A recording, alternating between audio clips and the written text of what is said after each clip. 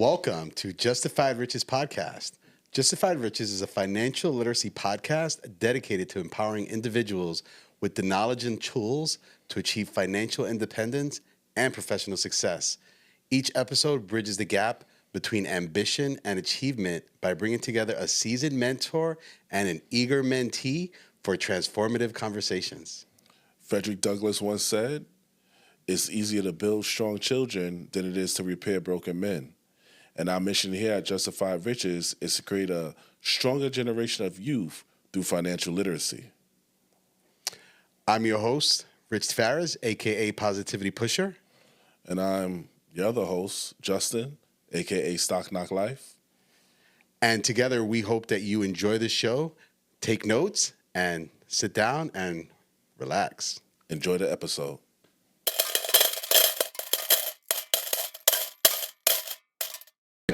So, want to also introduce our guest. So, our guest here is Bernard, agent at Exit Realty, bringing over 30 plus years of entrepreneurship and real estate experience. Don't be deceived by the young, handsome face there. He definitely has his information, and he'll be working as our mentor today, helping us to touch on the subject of banking access. One of the reasons that we wanted to invite Bernard on the show, Bernard's had the opportunity to work in a variety of markets, has invested significantly in personal development, and really shares our focus here, which is the importance of service and the importance of building the next generation and future leaders of tomorrow. So we are beyond thrilled to have you here, Bernard. Thank you so much. Thank you. Thank you so much. I'm excited to be here. I look forward to your success, and I think it's wonderful what you guys are doing here with this podcast.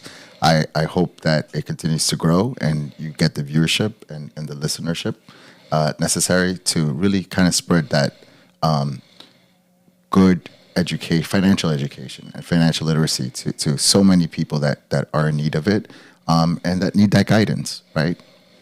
Thanks, Bernard. Thanks. So, can't forget our beautiful mentee, right? We have Jazmyne, right? You want to introduce yourself, Jazmyne? Hey guys, I'm Jazmyne, 20 years old, and I'm here, and I'm grateful to be here to get some good financial advice from all of them. You know that it could be hard to make wise financial decisions as someone who's young, but to be able to have them here for some guidance and then to talk about other stuff too, it's going to be great. All right. So let's get right into it. So we're going to talk about banking. And I know some people may feel that banking may not be necessary, especially they have, new apps out, PayPal, Cash App, Venmo, all these different types of apps. Do you think banking is something that is still necessary in this day and age? Yes, I think it's a great question, and there are a lot of different companies that have kind of come in to the space that offer similar services.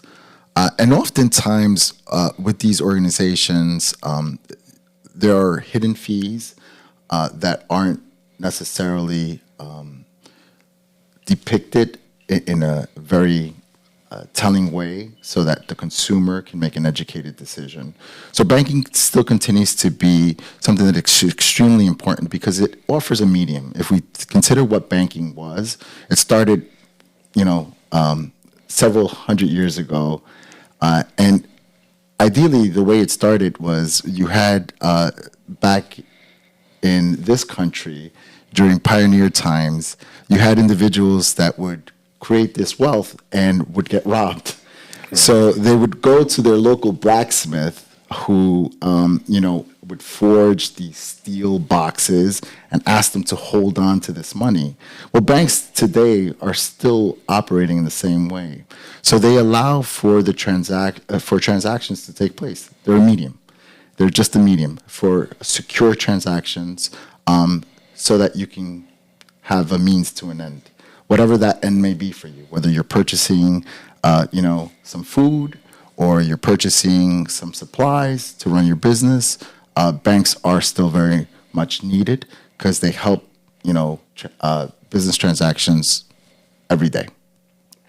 Right. Thanks. You know what? I saw there was this statistic, and it was about still 20% of the U.S. population doesn't have a bank account or is underbanked. And even in like the urban neighborhoods, more or less affluent neighborhoods, they said that those numbers are even higher. Why do you think that may be the case? Yeah. The sad part of that statistic is that oftentimes, low to moderate income neighborhoods are really don't have the access to the education necessary.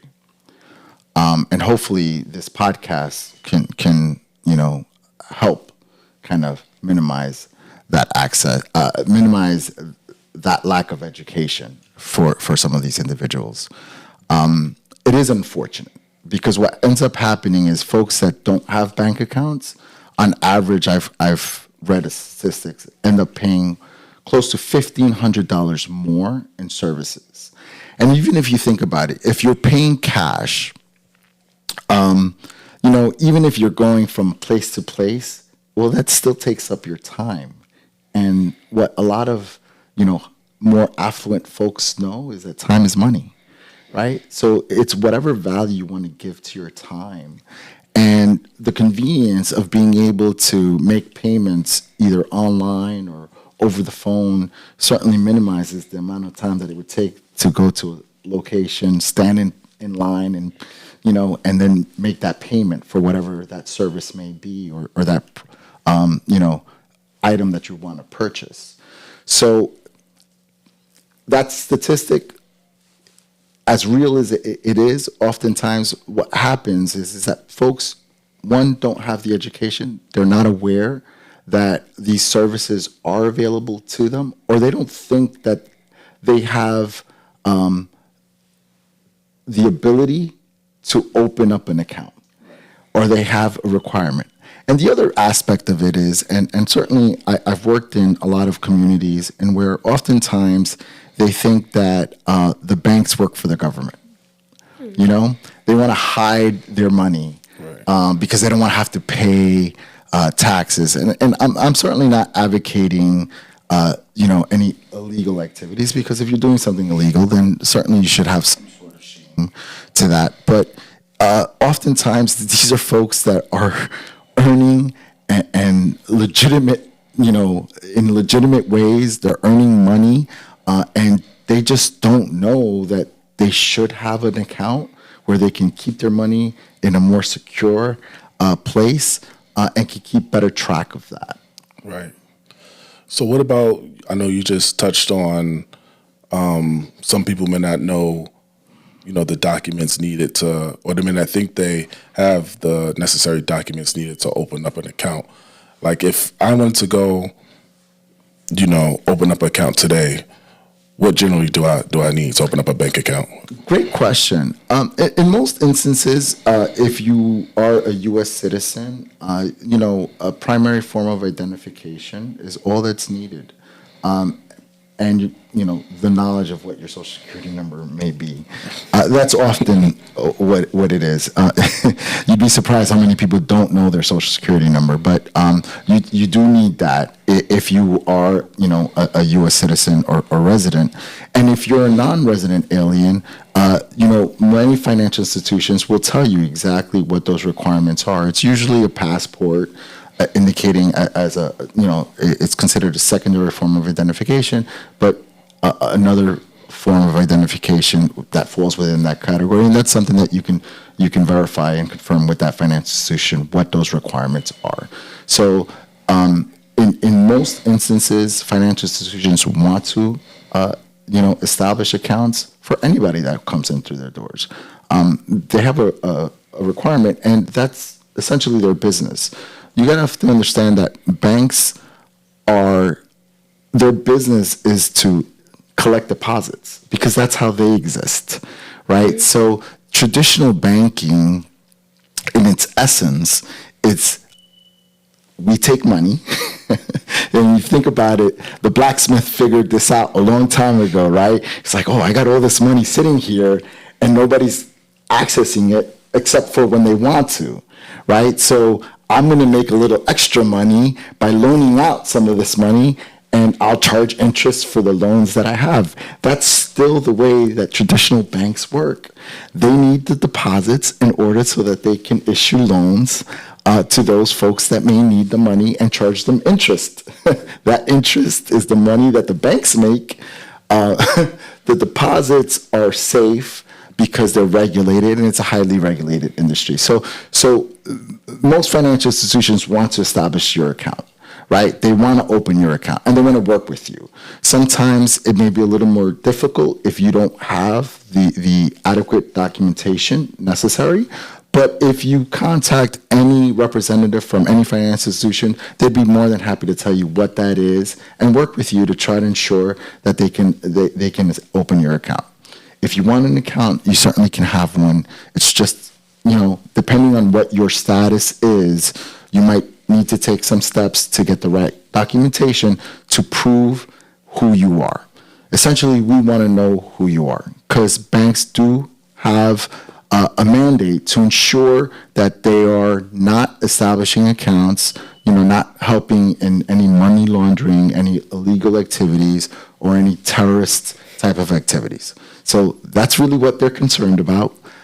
It's not about, reporting you to the IRS if you happen to make an extra $20 off some side hustle that you might have, and that's oftentimes, unfortunately, what happens in these low to moderate income communities is where, there might be a little bit of a side hustle.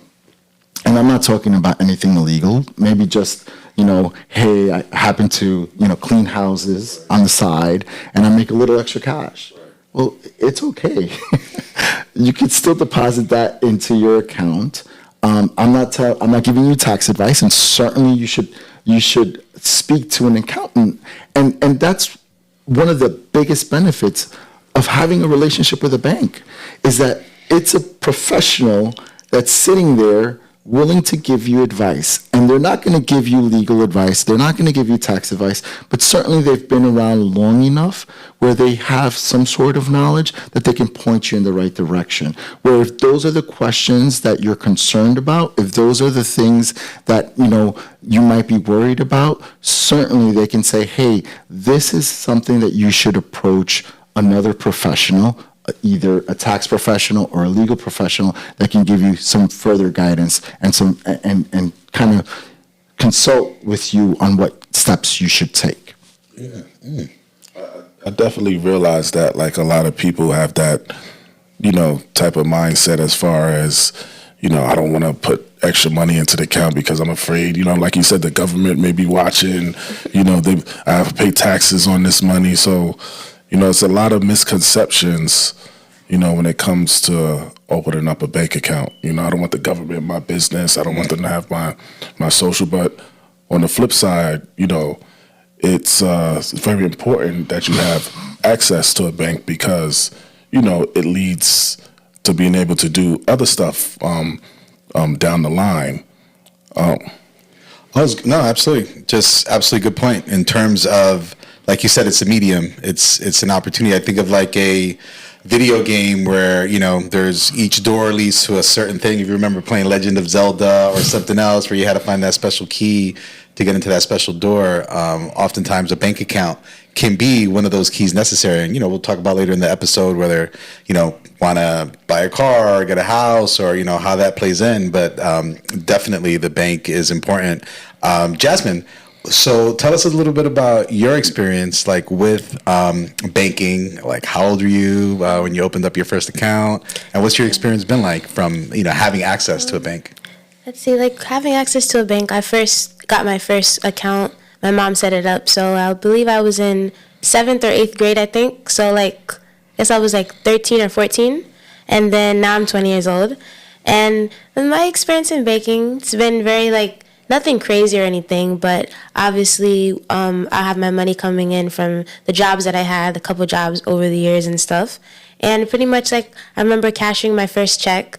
Like at the time I had to like go into the bank to cash it. And now they have like where you can just electronically scan the back of the check and then it gets deposited, And I would say that banking, it could be a stressful thing as like a youth because for me, like money just stresses me out, you know? It's like I shouldn't be stressed out about it because, yes, I don't have a house yet or my own place, so there's not many bills that I have to like pay besides just like smaller family things and stuff. But I could say that having more of a knowledge with banking, I feel like it'll allow me to feel less stressed than I am now. I do feel like I still need to do more research and have more guidance in regards to having credit cards and stuff. I have a credit card. I'm still like a starter credit card, you know, so it's nothing crazy. But as the time goes on, having all of this knowledge and just being around people that know what they're doing with money would allow me to feel less stressed, I can say. Do you feel that opening up a bank account, you said about 7th, 8th grade, has helped you now as far as being able to navigate the banking system, being able to open up that bank account at a young age? Yeah, I definitely think it did because I feel like if I didn't have it at the time and I just started to open it up, I feel like I would, of course, be like less experienced. And I just feel like it kind of would have affected me because maybe it would have discouraged me from trying to get a job at like a younger age because I got my job and I was working at like a daycare summer camp. And like they actually had like checks, payroll checks. And I feel like if I didn't have that, then how would I have been able to have that job, you know? Because everybody there had their bank accounts and got their checks from payroll. And then if I didn't have it, maybe I wouldn't be able to have the job. So I feel like it definitely gave me that experience that I needed for now, you know? So what's something you think maybe other youth like yourself may not know about a bank account or the importance of it, or you think there's any like misconceptions out there? Let's see. I can say that, just like Bernard was saying, some people, like I've heard about people having, being paranoid, you know? To where like I've heard some people around my age where they don't have any money in the bank. They just quickly take all the money, have cash, and just keep it with them due to like those, you know, thinking that maybe their account would get hacked or something, scammed, or just like the government would be taking money and stuff like that. But I feel like there's nothing really to be afraid of. All the money that I had, that I got, that I earned is there. Nothing, you know what I mean, happened on that end. And then if anything were to happen, then you call, you file a complaint about fraud, and then it gets taken care of, you know? Well, sounds like she's had a good experience. There's some good points that you brought up, and I think that's a great question that you have. Oftentimes, what ends up happening is that one person, specific situation, unique to them, creates this story, and then they share that with their loved ones, and that gets passed on.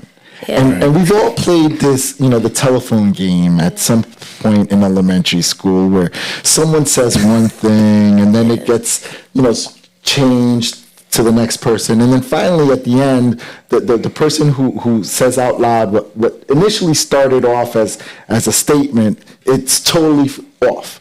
And that's usually what happens. See, there are times where banks will absolutely freeze your money.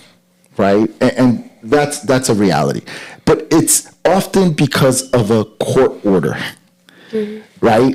And that court order, there was legal proceedings. Yeah. So if you're someone who, has some sort of debt and isn't making payments on that debt and ignores the letters, ignores the calls, and chooses to kind of close their eyes, and then you get surprised that all of a sudden your money is held and frozen and you can't access it. That's a reality, and it happens often, but it only happens because just like any other organization, any other business, banks have to respond to any legal requests. And if you choose not to make payments on debts that you have accrued, then yeah, people are going to try to go after your money. But it doesn't just happen with bank accounts. It can happen with a home, a car might get repossessed.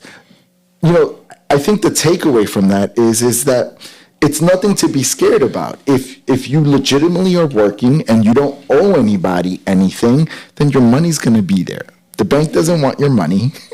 They want to take your money and let somebody else borrow it. But if you came to grab your money at any point, it'll be there.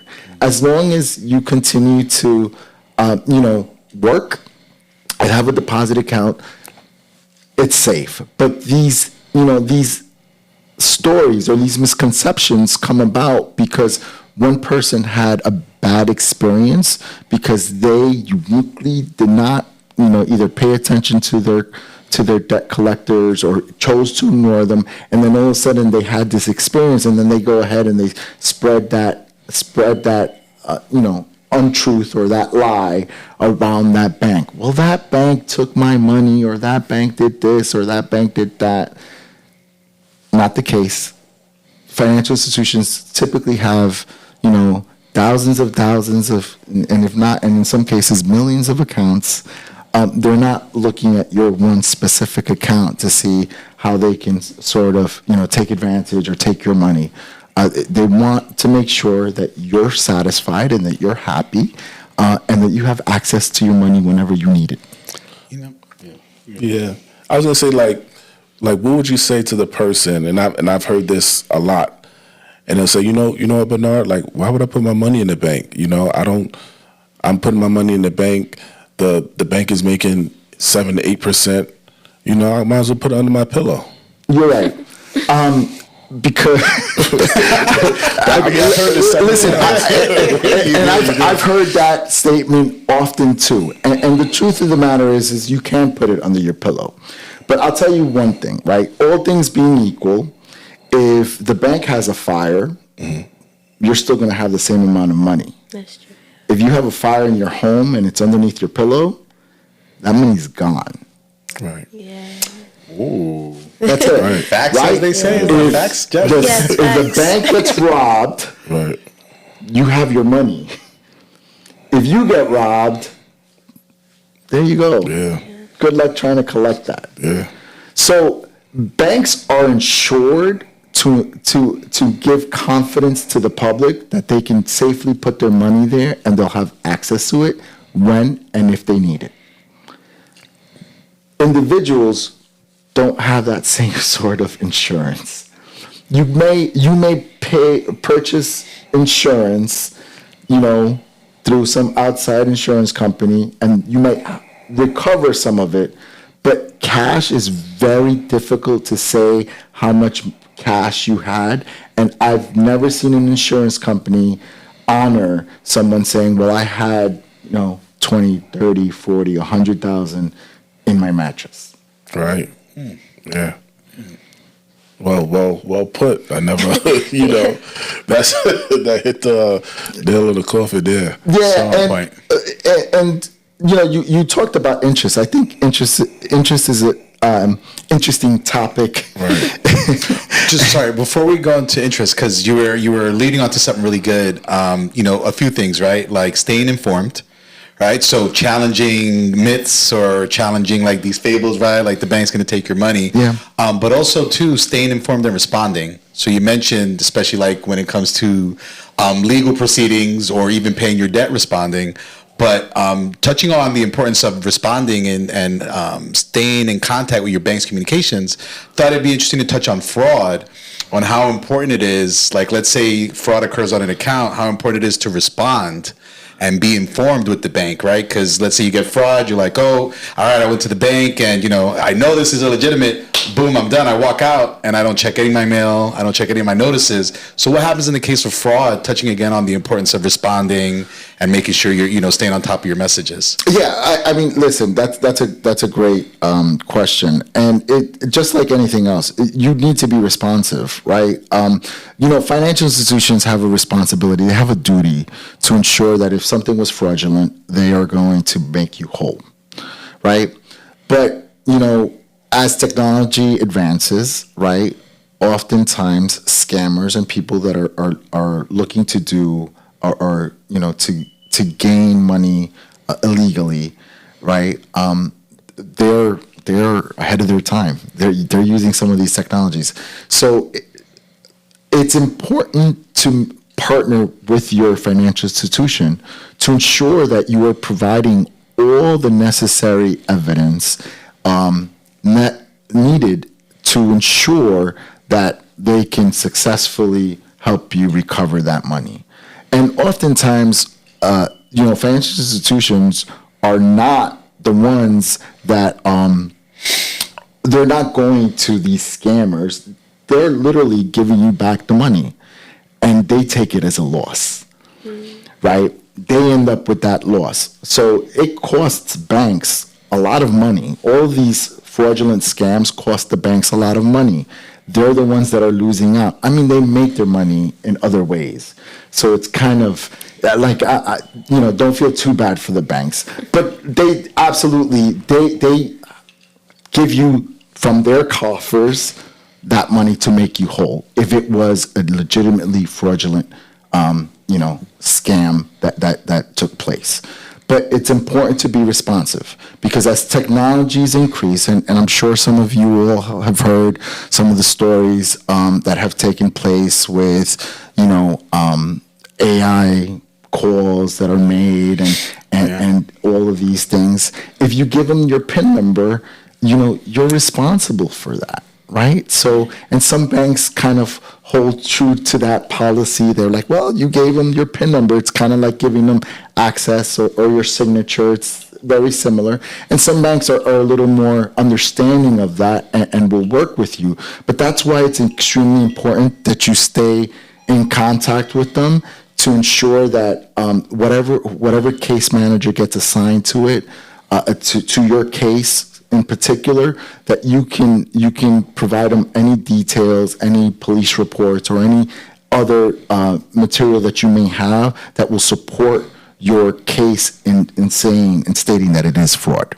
Thank you. I appreciate that. Now I'll pass back Justin. Fraud, it sounds like already would be his own episode in terms of how to respond. Yeah, we can go into it. I think absolutely. the biggest misconception is if you know it's illegitimate fraud and you're like, well, I told my bank, so I'm good, versus the fact that if you don't respond in a timely fashion, then the bank loses its ability to fight on your behalf, and they could actually take that money back that they gave you because, like you said, you didn't support with the responsiveness. So I think if anything for fraud, we want to make sure, like Bernard said, that there's consistent follow-up, even if it's completely legitimate, even if it looks clear as day that it's fraud.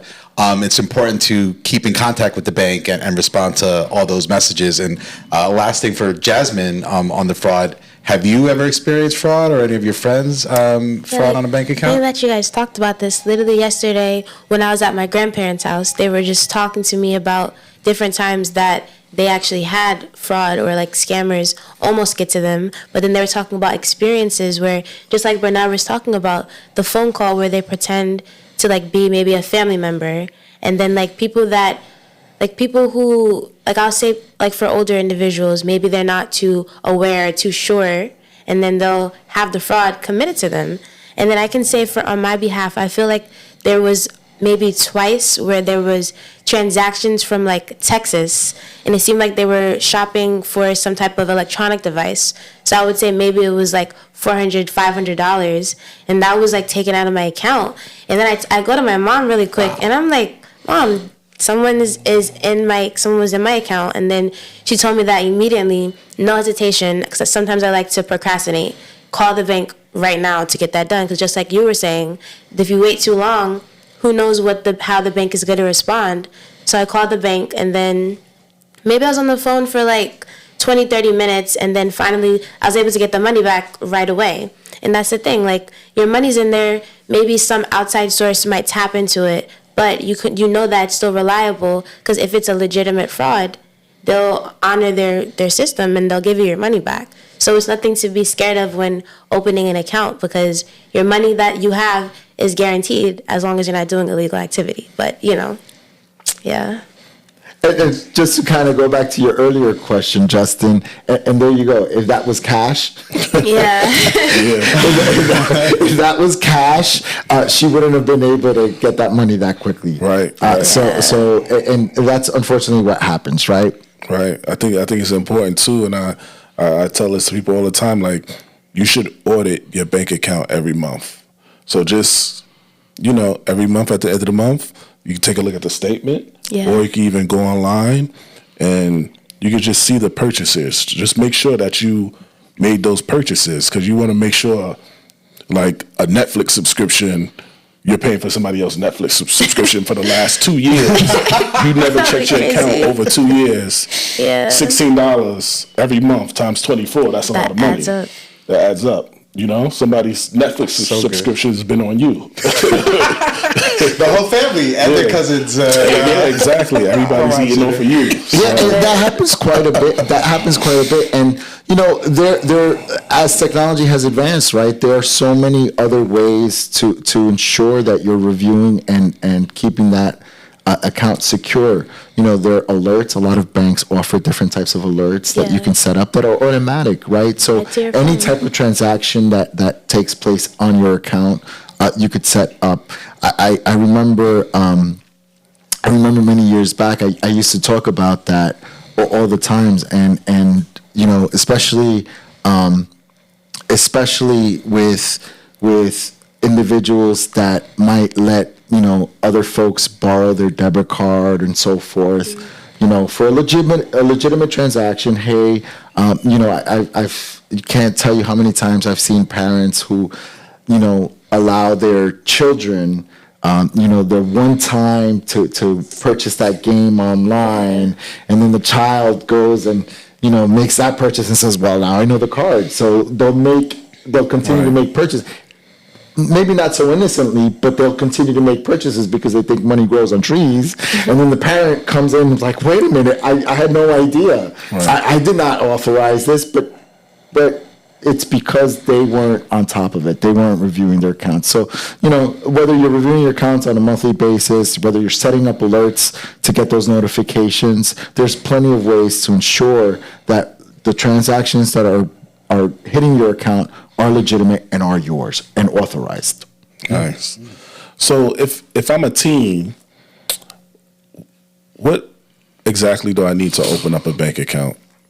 Oftentimes, as a teenager, you're underage, right? Under the age of majority, which is 18 years old. So you need a parent, right? Does it need to be a biological parent? So it doesn't need to be a biological parent. You know, there are many, especially nowadays, right? The family unit is so guardian, right? It's so vast. So a guardian, it could be a guardian, or it could be like a grandparent. You know, again, check with the financial institution. They have their own individual specific rules pertaining to that, right? So, So you want to just make sure you check with the financial institution to ensure what they allow and what they don't allow. But then, so you need somebody who is of age, who can enter into some sort of contract, because it is an agreement that you are going to abide by the policies and procedures of the bank. And oftentimes, some sort of primary identification, whether it's a passport, a driver's license, or whatever other you know, criteria that financial institution deems adequate. So I know you as a parent. What age would you recommend that you open up your child a bank account? Great, as early as you can be. As early as can be. If you know, as a parent, you know your child and you know how responsible they are. But creating good money habits is something that they're going to carry out throughout the rest of their lives.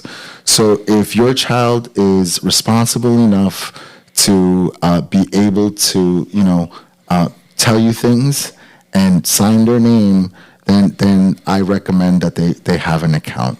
And especially nowadays in schools, you know, they're going away from a cashless system, you know, to prevent from like bullies and stuff like that.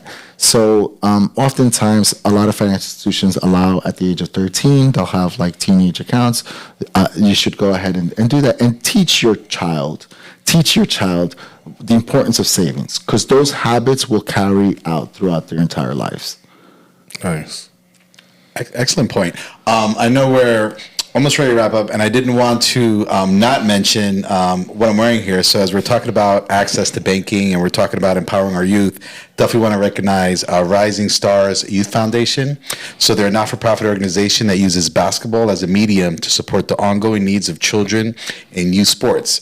Their mission is to utilize the power of teams as a vehicle to promote education, reinforce values, and provide our youth with a safe environment to play, learn, and grow. And part of that process is not just learning athleticism, but it is also the athletes learning financial literacy and learning financial literacy from as young an age as possible. And this apparel was brought by Mr. Robert Smalley, Sports Apparel Depot, aka Bobby Swag. So we want to thank you for this beautiful swag from Rising Stars that we're happy to wear here on the Justified Riches podcast. So as we're wrapping up here, because time flies, I mean, this is great. I feel like we're going to need another episode already as we get our flow. I'd be more than happy to come back if invited.